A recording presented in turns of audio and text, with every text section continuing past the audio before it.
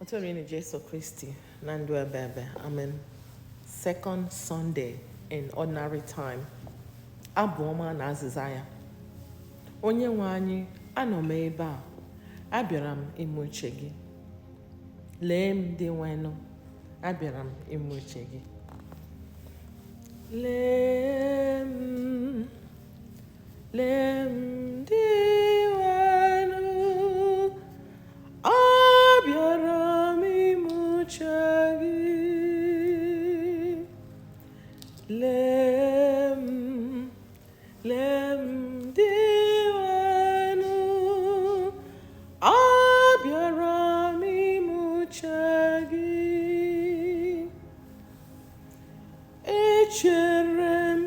Echere m dị nwenụ, o were hulatara n'ebe m nọ, nụrụ m ọkụ m, o tinyere ohuru n'ọnụ m, otito nke Chukwu anyị.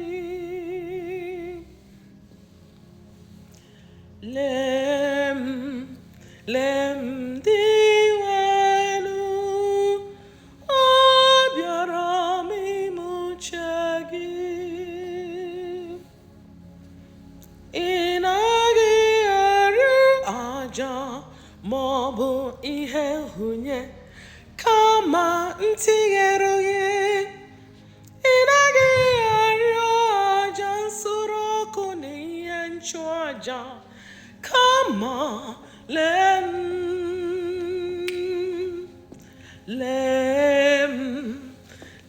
m dị nwenụ, abịara m ime uche gị.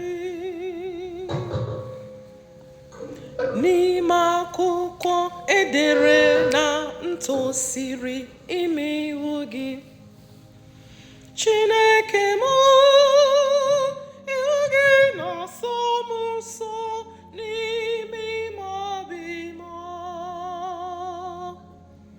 Lee m dị nwenụ, abịara m ime uche gị. N'ime akụkọ edere na ntụsịrị ime iwu gị, Chineke m, iwu gị na-asọ m nsọ n'ime ime obi m. Ekwupụtago m ikpe nkwụmọtọ gị n'iru nnukwu ọgbakọba. O nweghị mgbe m mechiri ọnụ m ịma nke ya ọ dị nwenụ. Lee m dị nwenụ, abịara m ime uche gị. Amen. Have a blessed Sunday.